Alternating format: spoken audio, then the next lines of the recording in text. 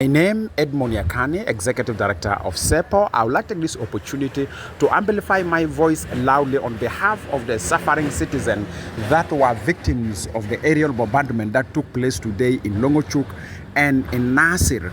As we are aware that resumption of violence in some parts of Upper Nile, namely Nasir and Longochuk, have started, and this is following the tension and the violence that occur in Nasir associated with the replacement of the SSPDF soldiers, which have overstayed with a new force, which end up as a center or a factor of a dispute between White Army and SSPDF, and which resulted to violence. And now the violence have resumed, and we have seen images of the aerial bombardment. Is horrific, is disturbing.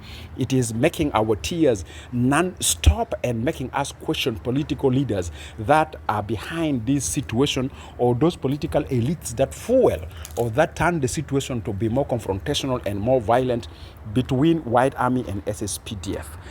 This particular class of political leaders that like to fuel violence, our question to them is, for how long do you want to embrace politics that turn violently, inflicting a horrific human rights violations against our citizens, as like what we have seen in Nasir and in Longochuk as the night of yesterday when the aerial bombardment took place?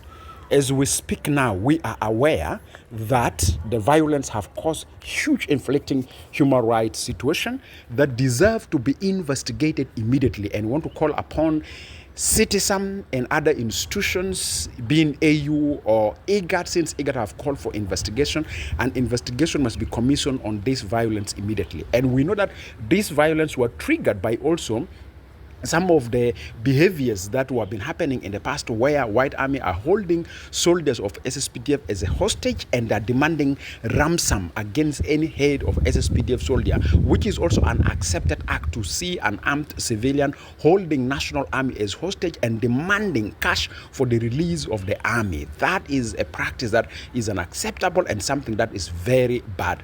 All this act of holding SSPDF soldier hostage, all this act of aerial bombardment of civilian population in Nasir and Longochuk, all of them, we condemn them. They are unacceptable, but all of them also constitute an act that may lead to violation of human rights that may be so grave. And we have seen already horrific images. We have seen how people have been assassinated, killed in one, and how people were forced to die in the bush because lack of water. All these acts a part of human rights violation that's subject to be investigated. Therefore, I would like to take this opportunity to call upon the leaders at Juba level that there's a need to immediately call for cessation of hostility and bring this situation to calm, because as the leaders in Juba, multiple times all of you have promised us that you'll never return the country back to war under your leadership. But already Longochuk, Nasir, and some parts are experiencing war taking place, and horrific human rights violations are taking place.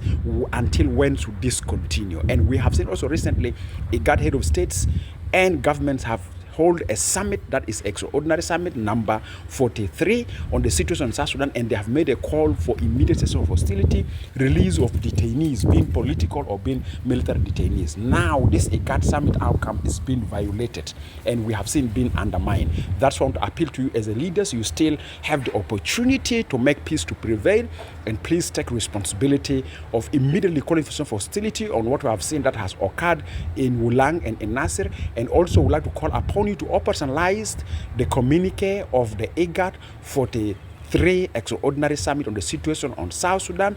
But also we need to call upon you to ensure that your differences are not resolved in a violent manner. But we call for an immediate investigation of the situation as required by IGAD summit. Citizen take a responsibility of investigating this and let the public know. And we're calling upon SSPDF leadership, the leadership of White Army, that please let us resolve our differences through dialogue rather than violence. This culture of violence being used as an instrument of resolving differences is badly. Violence never gain, violence never benefit, except violence inflict horrific human rights violation like what we have seen now in Longochuk and Nasir. Thank you very much. No, then situation and then it currently the Jane Bokajan were so then that I'm changing now right here. So which I want, the friend we matara.